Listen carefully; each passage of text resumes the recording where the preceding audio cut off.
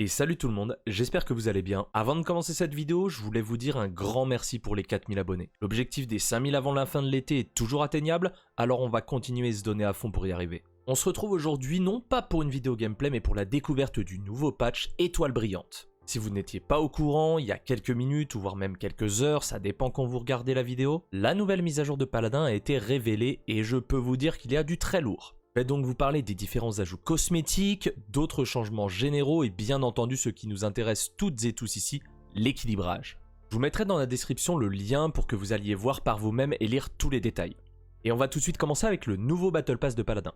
Il s'appelle Étoile Brillante. Toujours 120 niveaux comme pour le BP actuel, vous aurez la possibilité de débloquer des skins pour Ayo, Imani, Inara et Seris. Comme vous pouvez le voir, il s'agit de cosmétiques très colorés. Moi perso, je les trouve cool et j'aime beaucoup celui d'Imani et puis tous les autres aussi en fait. Grosse différence cependant avec les précédents Battle Pass, chacun des skins dispose de 7 recolors, soit un total de 8 skins pour un seul et même champion. Vous pourrez donc, en complétant les 120 niveaux de ce Battle Pass, obtenir 32 skins au total pour 600 cristaux. Alors je sais, certains vont me dire, mais l'Unium c'est juste des recolors, mais je trouve ça cool quand même et vous en aurez clairement pour votre argent. Je vais pas vous mettre tous les recolors ici en vidéo, je vous laisserai aller voir par vous-même. Et comme d'hab, on pourra gagner des avatars animés, des sprays, des dev cards et des cristaux. Deux petits points généraux sont ici mentionnés. Le premier concerne le réticule qui changeait de couleur quand vous visiez des ennemis dans les modes PVP. Alors je n'ai jamais vraiment remarqué, mais ça peut être quelque chose de bien si ça vous ennuyait. Le deuxième point concerne le skin Mixer de Cannes. Si vous ne vivez pas dans une grotte, vous n'êtes pas sans savoir que Mixer, la plateforme de streaming de Microsoft, va fermer ses portes d'ici le mois de juillet.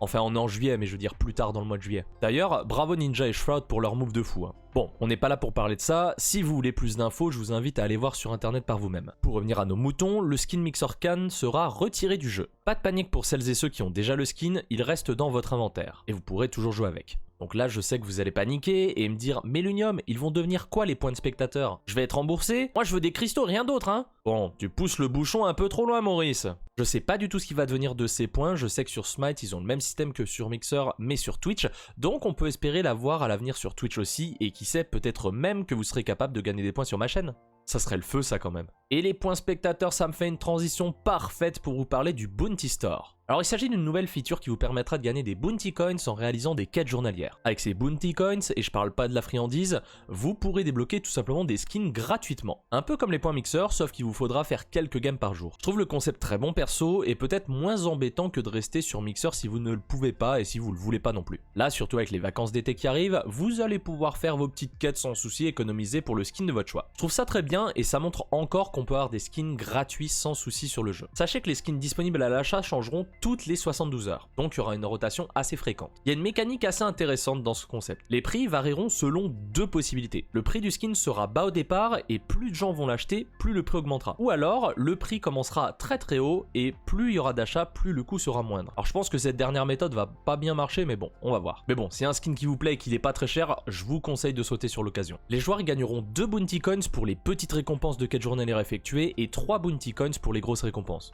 On sait pas encore quelles seront les quêtes à réaliser, mais on en saura plus prochainement. Je pense qu'il y aura des quêtes, c'est jouer une partie en support et une autre un peu plus complexe par exemple. On repasse du côté des skins, et là j'en connais un ou deux qui attendaient un skin Genos depuis un moment.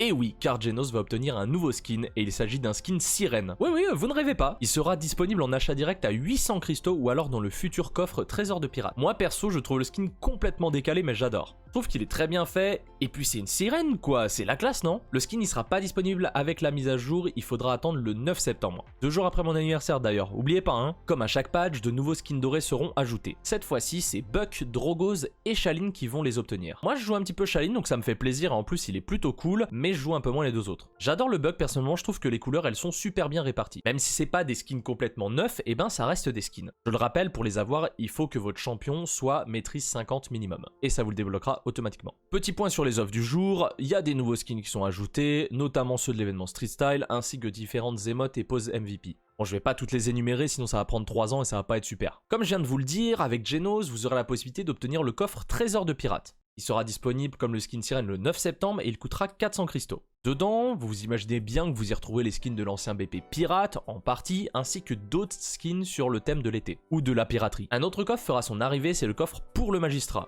Lui sera disponible le 19 août et coûtera également 400 cristaux. Je vous laisserai aller voir la liste des skins par vous-même. Pour finir là-dessus, il y a le coffre anciens événements qui sera disponible le 30 septembre et lui il coûtera 300 cristaux. Des skins Omega, des skins Street Style, bref, vous y retrouverez pas mal de skins assez récents et super cool pour pas très cher. Avant de passer au gros morceau, parlons de la ranked et de la rotation des maps. Pour ce nouveau patch, les 4 cartes qui ne seront pas jouables en classé seront Siri, Dôme Glacé, bon jusque là c'est normal, elles étaient déjà pas jouables avant, Plage du Serpent et Pic de l'Ascension. Personnellement je suis super triste pour les 2 dernières maps parce que je les aime bien, et puis Grok il est super sympa à jouer dessus, mais bon, une rotation ça fait pas de mal pour avoir un vent de fraîcheur. Les 2 cartes supplémentaires qui vont arriver dans la rotation sont Désert Brisé et Sanctuaire des Protecteurs. Et là je sais qu'un paquet de personnes seront pas contents pour Désert Brisé. Moi la map me dérange pas plus que ça, mais c'est vrai que j'aurais préféré garder les anciennes. On verra ce que ça donne et ça permettra de nous entraîner dessus. Et moi je vous avoue, Désert Brisé j'ai pas joué dessus depuis un moment. Ça y est, on y est, le moment que vous attendiez toutes et tous dans la vidéo, l'équilibrage. Je tiens à souligner ce point pour vous montrer que les devs regardent la méta et que quand je remonte vos retours, je le fais pas à moitié. Certes, tout ne sera pas là, mais vous retrouvez certains éléments dont on a déjà parlé en stream ou même ici. L'équipe Evil Mojo a donc commencé par parler aux pros, analyser la méta de la saison 3 et également ils ont consulté les membres de l'Assemblée des Champions. Ils se sont rendus compte qu'il n'y avait pas forcément un bon équilibre entre les supports, les tanks et les persos hitscan ou projectiles instantanés, par exemple un Victor, une Viviane, un Talus, et leurs analyses elles ont conclu que le drain de vie combiné aux armes hitscan, il est trop puissant. Les soft tanks ne sont pas assez forts, ils peuvent plus mettre comme avant une pression aux dégâts et aux flancs. Iolena sont beaucoup trop présents et fortes dans la méta. Et pour finir, Cavalier Résilience, ils ont des soucis de rentabilité, trop cher ou pas assez cher. Si vous êtes un joueur aguerri, vous saurez que ce sont clairement des problèmes, et voir Evil Mojo en parler ouvertement devrait vous rassurer car ils savent où sont les problèmes. Le premier point me plaît énormément.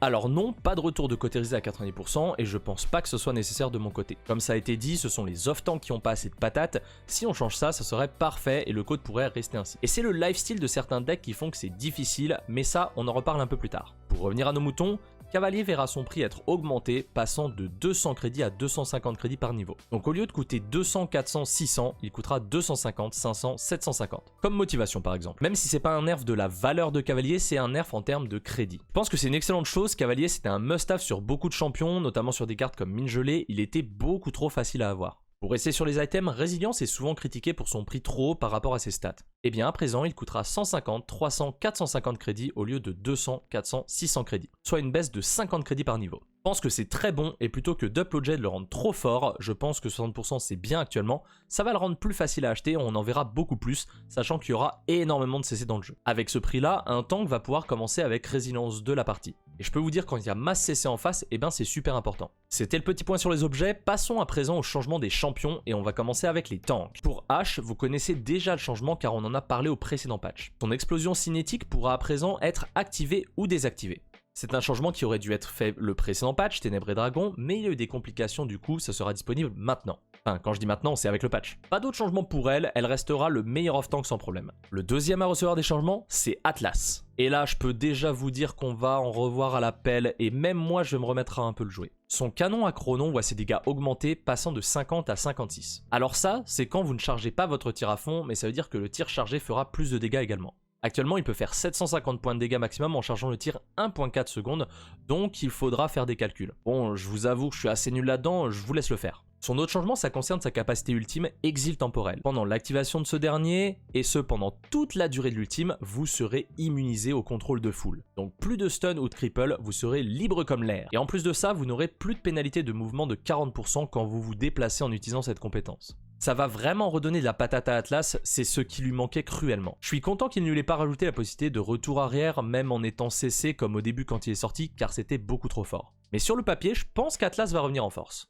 Passons à notre chevalier autoproclamé, Fernando. Alors là, je sais pas d'où ça vient, mais il se prend un up et je pense qu'il en avait grandement besoin. De base, Fernando va maintenant augmenter le gain de charge de sa capacité ultime de 20%. Ouais, juste comme ça. Et en plus, avec son talent Égide, le bouclier se rechargera maintenant 4 secondes plus vite au lieu de 2 secondes actuellement. Le gros problème actuel de Fernando est vraiment son bouclier, je pense, et avec ce buff de Égide, on pourrait le revoir. Honnêtement, j'aimerais bien, parce que moi, c'est un champion que j'affectionne particulièrement, mais on peut difficilement le sortir actuellement. Tout simplement parce que les autres tanks font beaucoup mieux que lui. Et c'est vrai que s'il y a un Khan en face de lui, il va juste le charger, on n'en parle plus. Tiens, en parlant de Khan, alléluia mes amis, Ils nous ont entendu. L'emprise du vortex de Khan étourdira maintenant 1.2 secondes au lieu de 2 secondes. Merci. J'en pouvais plus et beaucoup d'entre vous en avaient marre aussi. Ça va être le retour des Khan d'Ilge de balle car le champion il est loin d'être mort, mais avec l'accès facile de résilience maintenant, eh bien le stun je pense qu'on peut quasi l'oublier. Des changements comme ça fait plaisir. Passons maintenant à un off-tank qui me rend un peu triste car il est passé de perma-pique ou ban à quasiment oublié, c'est Makoa. Le talent Léviathan, il va être changé. Vous chargerez votre capacité ultime 15% plus rapidement et vous obtiendrez 500 PV de plus. Dès que l'ulti est activé, le CD de votre encre de drague et votre vrille de carapace seront réinitialisés. Donc en gros, vous allez grab une cible, elle va s'enfuir, vous allez ulti pour l'instant grab. Sur le papier, si vous avez déjà une bonne aim, je trouve ça très fort. Alors je suis pas un main de Makoa, mais quand même. En plus de changement sur son talent, son canon disposera de moins de damage fall off, c'est-à-dire qu'il fera plus de dégâts de plus loin contrairement à actuellement. Donc pas besoin d'aller au CAC pour faire le max de dégâts. En parlant de son encre, son CD va passer aussi de 15 secondes de recharge à 14 secondes. Bon, c'est une seconde, mais on prend toujours. Il y a d'ailleurs sa carte force qui sera buff et qui lui permettra d'avoir plus de réduction de temps de recharge pour ce spell dans son deck. Le dernier point est plus une correction de bug, mais après l'activation de bouclier carapace, il y aura un laps de temps où on ne pourra pas le désactiver. Ça arrivait à pas mal de joueurs d'appuyer une seconde fois sans faire exprès et du coup le bouclier il disparaissait instantanément. C'est pas ce que vous en pensez, mais perso j'aime beaucoup ces ajouts et j'espère qu'on reverra Makoa plus car le perso il est ultra fun.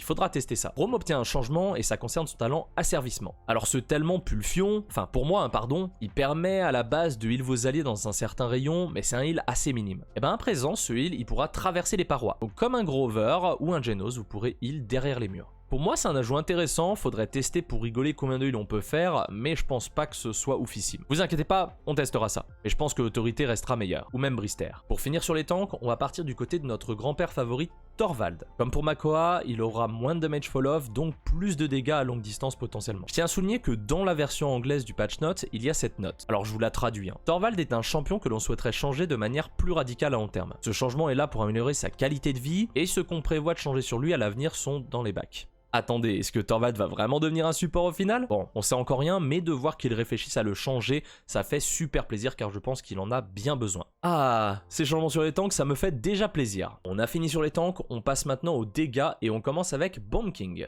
Petit point à noter, la plupart des changements apportés ont été discutés et conclus avec les membres de l'Assemblée des Champions. L'explosion, le clic droit de Bomb King, va maintenant faire 850 points de dégâts au lieu de 900. Nerf minime, mais quand la bombe ne sera pas touchée, surtout avec sujet de la couronne, eh bien ça fera moins de dégâts, donc c'est cool. Car oui, actuellement, surtout avec un Genos BK, eh bien c'est très fort. Il voit également un changement sur sa carte Décret Royal. La vitesse de rechargement est augmentée pendant 3 secondes après avoir fait une explosion, et cette augmentation de vitesse de rechargement passe de 5% par point investi dans la carte à 6%, donc un maximum de 30% de vitesse de rechargement en plus. Donc oui, c'est un up. Cependant, l'effet il se cumule plus maintenant. Avant, on faisait exploser une bombe, on rechargeait, 2 bombes, on rechargeait, et ainsi de suite pour avoir un rechargement quasiment instantané à terme. Et bien maintenant, c'est plus le cas. Ça sera 30% de vitesse de rechargement maximum. J'aime bien le changement, surtout qu'actuellement la carte elle a quelques soucis, mais je pense que c'est vraiment pas mal. Passons à présent à Lian qui a reçu un petit changement. Sa carte lignée vous permettait d'avoir du sustain et de vous rendre 50 PV par point investi dans la carte pour un maximum de 250 PV rendus en utilisant grâce. À présent, plus de sustain, mais un regain de munitions jusqu'à un total de 5 munitions rendues si vous maxez la carte. Alors je suis pas un expert en liane, mais du sustain c'est toujours bon à prendre et ça peut vous sauver la vie. Mais ne pas recharger, avoir des munitions en plus en utilisant juste un spell, ça peut aussi aider. Dites-moi dans les commentaires si vous pensez que c'est un up ou un nerf. Moi je partirais plutôt sur le nerf quand même. Shailin reçoit aussi un petit changement puisque sa carte chatoiement, qui lui permet de réinitialiser son temps de recharge de retrait une fois qu'on passe un certain seuil de PV, a été up. L'effet pourra se reproduire toutes les 15 secondes et non plus toutes les 30 secondes. C'est intéressant, c'est une carte que j'ai dans un de mes decks et pouvoir avoir sa capacité de repositionnement est excellent. Un petit up qui n'avait pas forcément besoin selon moi, mais on prend. Je pense que Shailin est très sous-estimé et plus on va le up, plus il va être sorti. Bon, même si le problème majeur, c'est les chutes de FPS. Ah, là, on va faire des heureux.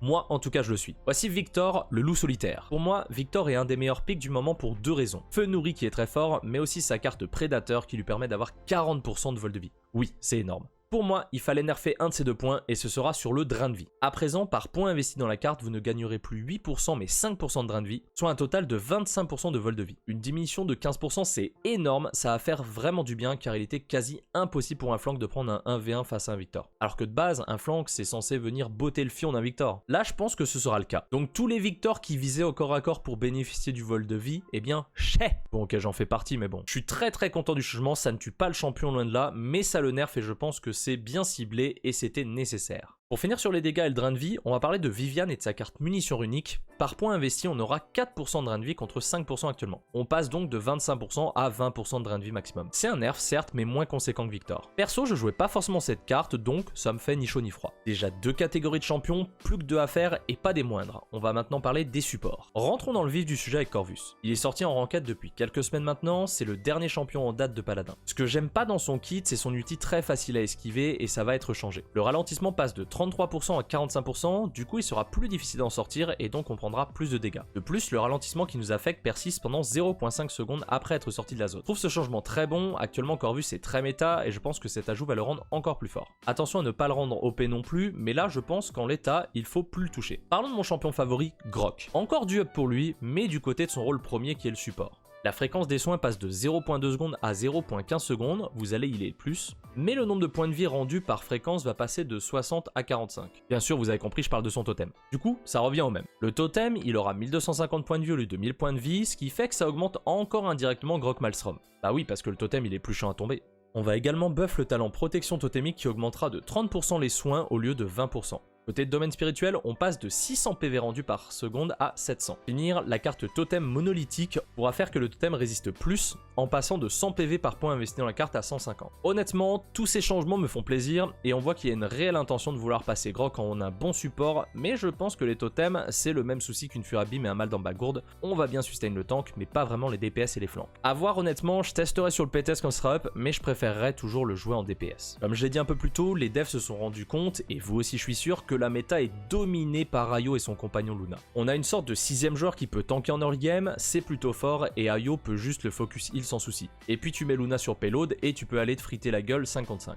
Eh bien je pense que les changements futurs vont vous plaire. Oui, Luna pourra toujours capturer le point et pousser le payload, et cette mécanique elle doit rester, sinon plus aucun intérêt d'avoir sorti ce champion. Le premier point il concerne Luna, puisque ses PV de base passent de 4000 à 3000, et à présent Luna sera éligible au cautérisé. Oui mesdames et messieurs, nous l'avons fait, et ça va clairement changer la donne, surtout en early. On voit déjà les main IO en sueur à dire que leur champion est mort. Pas du tout. C'est un bon nerf qu'il fallait, mais c'est vraiment bénédiction de la DS et la DR à 15% qui rend le champion très puissant. On pourrait toujours augmenter les PV de Luna avec la carte Kourou Féroce, qui a d'ailleurs reçu un petit up. On passe de 200 PV en plus par point investi à 225, soit 100 PV en plus qu'avant. Ayo prend un dernier nerf sur sa carte Flèche Véloce, le bonus de vitesse de déplacement conféré aux alliés va passer de 8% à 6% par point investi dans la carte. Donc en gros, de 40% à 30%. Petit nerf, mais ça reste à souligner, c'est vraiment pas dégueu du tout comme réduction. Mais vous irez toujours très vite, vous inquiétez pas. Ayo méritait vraiment un nerf en l'état, et je pense que c'est bien comme ça. On lui baisse pas la valeur de ses heals, et il ne fallait surtout pas. J'espère qu'avec ça, les gens ils arrêteront de la jouer lien vital. Oui, on vous voit. Alors là, il faut m'expliquer. Un nouveau up pour mal d'en bas. Je le trouve déjà très fort en l'état, mais visiblement personne le joue. Alors, on va le up encore un peu. Esprit soigneur rendra 325 points de vie par seconde au lieu de 315, et le talent élu des esprits voit son soin initial être up puisqu'il soignera 250 points de vie au lieu de 220. Vraiment, les joueurs de mal d'en bas, profitez-en, parce que là, on va le voir de plus en plus. Très content perso, mais je pense pas que c'était nécessaire. Petite dédicace maintenant à tous les main pips en sang qui ont envie de m'en coller une quand je dis que le pic il est éclatax. Désolé les gars. Avec le talent médecin de bataille, le lance-potion n'aura maintenant plus d'effet sur vous. Non mais désolé les gars, mais c'est toujours naze hein. On termine avec Ceris qui a eu un up. Quoi ?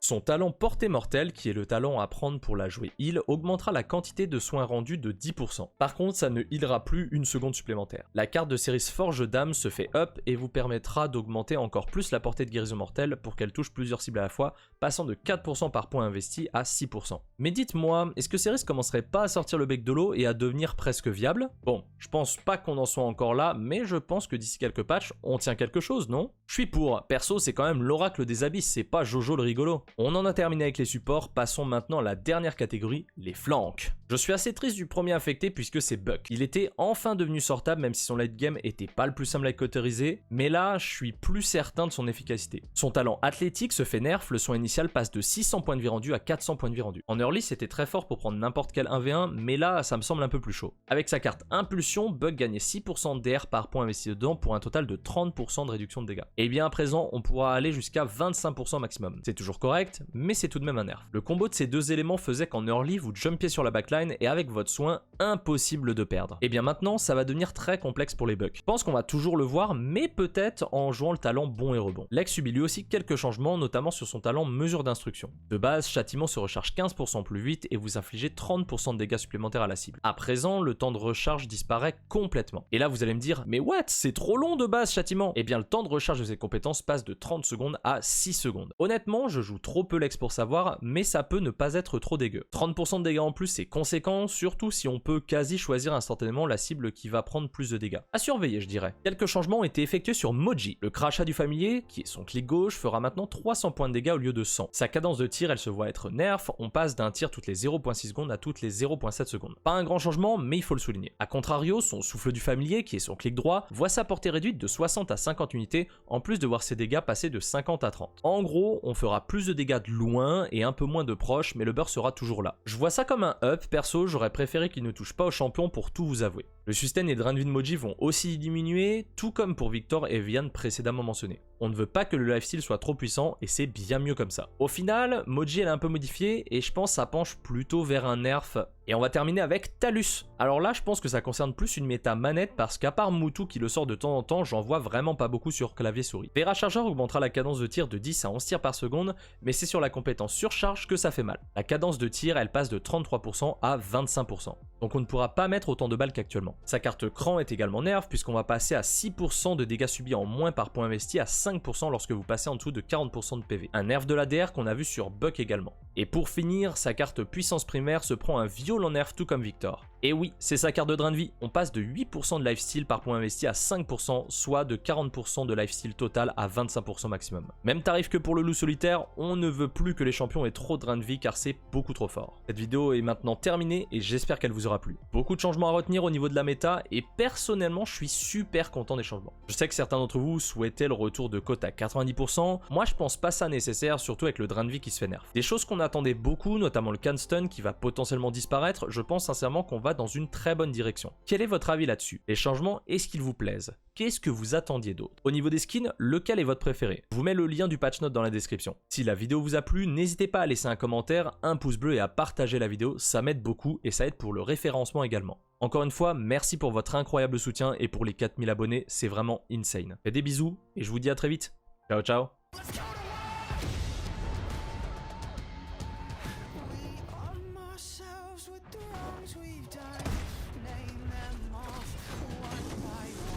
Let's go to war. Let's go.